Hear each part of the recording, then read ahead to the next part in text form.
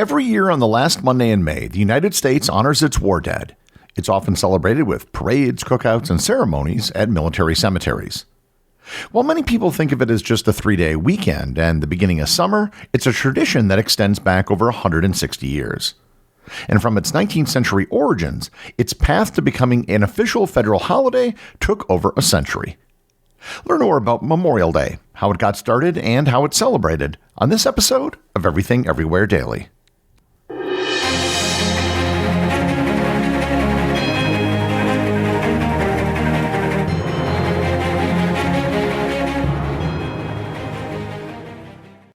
This episode is sponsored by Quince. If you've been listening to the show for even a little while, you've heard me talk about Quince. The reason why I have such good things to say about them is because Quince has hit the trifecta by offering products that are low cost, high quality, and easy to purchase and return online. They can do this because they work directly with top artisans and cut out the middleman. This is how Quince gives you luxury pieces without the crazy markups. I had someone over at my place the other day and they asked me, "Where's that Quince blanket you talk about?" And I said, "It's right there." And they checked it out and said, "Wow, that's really a nice blanket." And I was like, "Yeah, it is." If you're looking for men's or women's clothing, home goods, or travel accessories, you owe it to yourself to check out Quince. Go to quince.com/daily for 365-day returns plus free shipping on your order. That's QUINCE.com/daily to get free shipping and 365-day returns. Quince.com/daily. This episode is sponsored by Mint Mobile. Summer is just around the corner, and the folks at Mint Mobile have a hot take. Getting a summer bod is out, and getting your savings bod is in. This spring and summer, we want skimpy wireless bills and fat wallets. And with premium wireless plans for just $15 a month, you can have both without breaking a sweat or the bank. With Mint Mobile, I am able to use the exact same network on the exact same cell towers as I used before with my exact same phone and exact same phone number. What is different are the monthly bills, which are a lot less. All plans come with high-speed data and unlimited talk and text delivered on the nation's largest 5G network. This year, skip breaking a sweat and breaking the bank. Get your summer savings and shop premium wireless plans at mintmobile.com/EED. That's mintmobile.com/EED. Upfront payment of $45 for 3-month 5GB plan required, equivalent to $15 a month.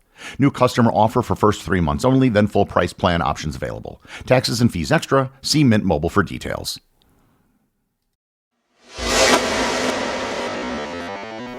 Memorial Day is a uniquely American holiday. While most countries have a day to honor their war dead, only the United States celebrates this day at the end of May. And it should come as no surprise that Memorial Day's roots go back to the deadliest conflict in American history, the U.S. Civil War. With over 600,000 soldiers killed, communities across the country were left mourning vast numbers of dead. In the aftermath of the war, various towns and cities began holding commemorations for fallen soldiers, often in the spring when flowers were in bloom to decorate graves. These early events were frequently known as Decoration Day. The practice of grave decorations was being conducted in the South even before the war had ended. Women would festoon the headstones of fallen relatives and loved ones with flowers. One of the earliest known formal observations actually occurred in Charleston, South Carolina, on May 1st, 1865, organized by freed slaves just weeks after the war ended. They held a ceremony to honor Union soldiers who were buried at a mass grave at a former Confederate prison camp known as the Race Course. They cleaned and landscaped the burial ground, built an archway reading Martyrs of the Race Course, and conducted a parade featuring thousands of black Charleston residents, Union troops, and white missionaries. The participants exhumed bodies, gave them proper burials, built a fence around the cemetery, and held a procession attended by thousands of people.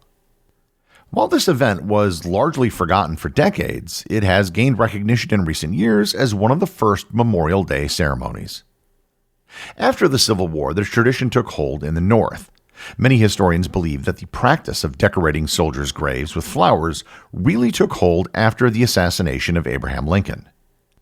One of the most widely recognized origin stories of the holiday centers on Waterloo, New York.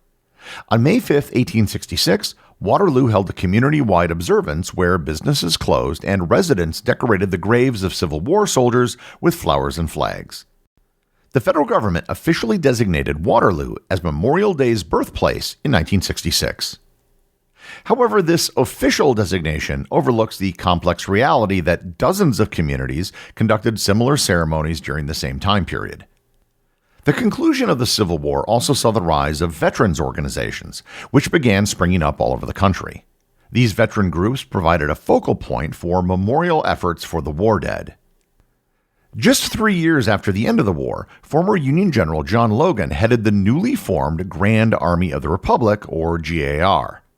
The GAR was a fraternal organization of Union veterans of the Civil War. On May 5, 1868, he issued a declaration calling for the creation of a Decoration Day to be observed nationally and annually on May 30th. And there were two reasons for the selection of May 30th. The first was simply that by the end of May, flowers should be in bloom everywhere in the country. The second reason is that it didn't commemorate any specific battle, ensuring that it wouldn't favor one military engagement over another. This neutral date helped the observance gain broader acceptance across different regions and military units. Decoration Day caught on quickly. In 1868, there were 183 celebrations in 27 states, and in the following year, there were 336. One of the most noteworthy events took place on May 30th, 1868. Arlington National Cemetery hosted its first official Decoration Day ceremony. General James Garfield, who would later become President of the United States, gave a speech, and 5,000 participants helped decorate the graves of 20,000 Union and Confederate soldiers that were buried there. The date stuck and became widely adopted in the North. Despite the growing support for the day, it was still unofficial at this point. Veterans groups around the country mostly organized it. In 1871, Michigan became the first state to recognize Decoration Day as an official holiday, and every northern state followed suit over the next 20 years. Southern states largely ignored the holiday and held their own memorials to honor Confederate soldiers.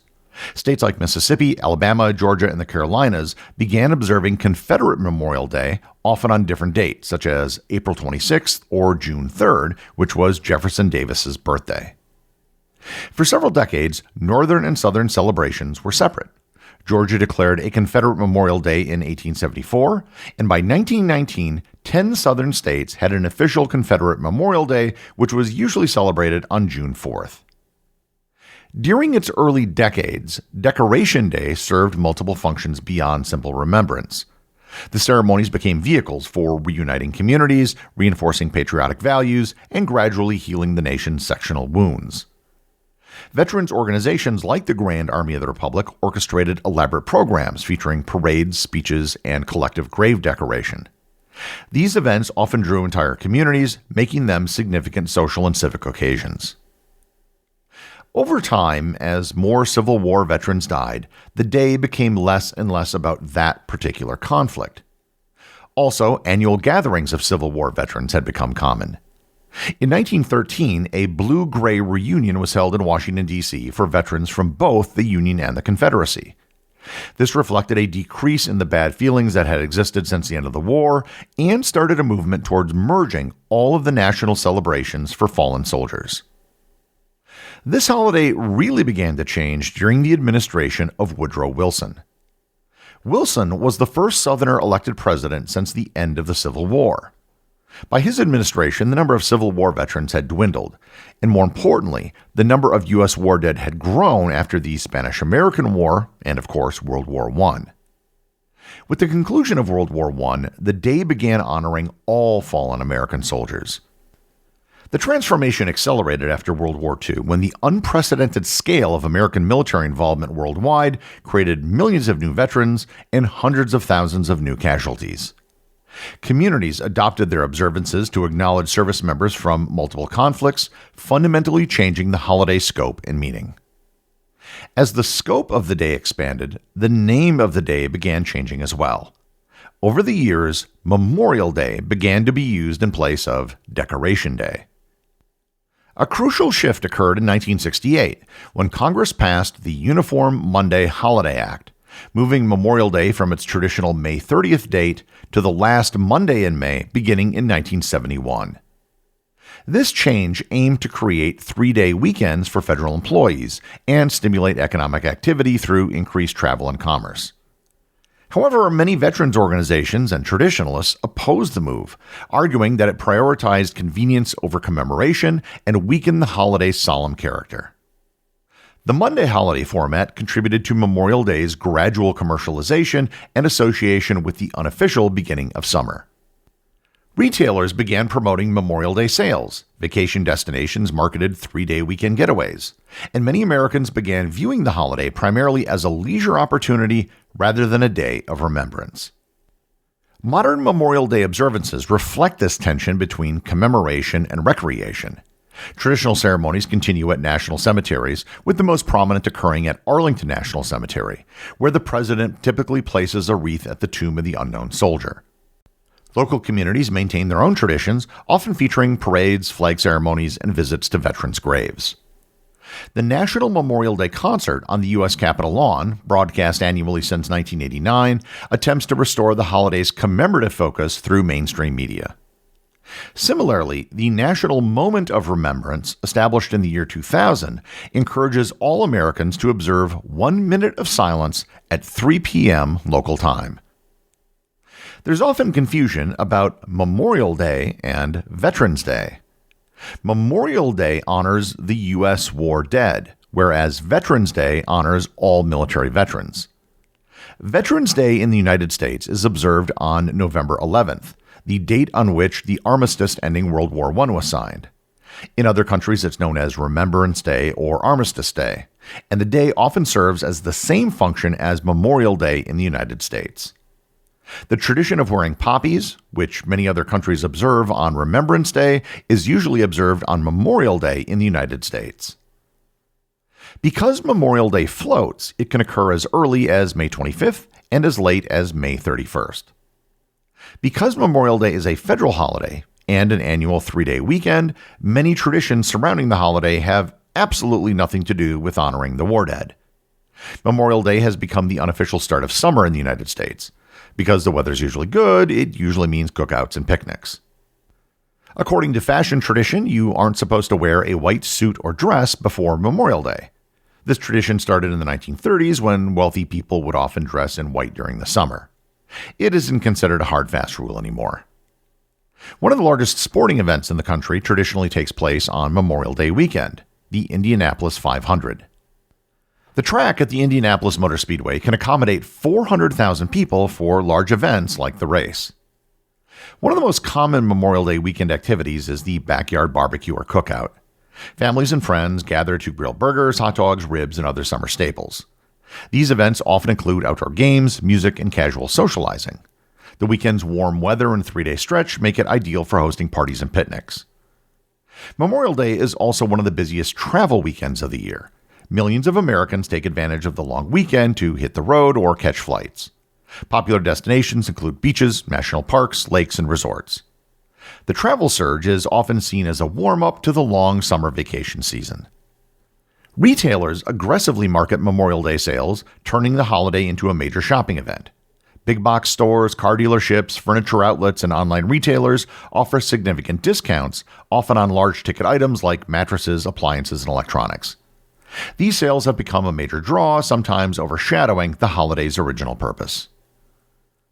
The ongoing challenge for Memorial Day lies in balancing its dual character as both a solemn day of remembrance and a popular holiday marking the beginning of the summer. Veterans organizations continue advocating for greater emphasis on the holiday's commemorative purpose, while recognizing that its popular appeal helps maintain its cultural relevance. The tension in Memorial Day reflects deeper questions about how contemporary America relates to its military history and honors those who served. Memorial Day's comprehensive history reveals not just the evolution of a single holiday, but the changing ways Americans have understood sacrifice, service, and national memory across more than 150 years of observance. So, whether you're having a cookout or just watching sports on TV, take a moment to recognize the real meaning of Memorial Day and of the men and women who made the ultimate sacrifice. The executive producer of Everything Everywhere Daily is Charles Daniel. The associate producers are Austin Oakton and Cameron Kiefer. I want to thank everyone who supports the show over on Patreon. Your support helps make this podcast possible. I'd also like to thank all the members of the Everything Everywhere community who are active on the Facebook group and the Discord server. If you'd like to join in the discussion, there are links to both in the show notes. And as always, if you leave a review or send me a boostagram, you too can have it read on the show.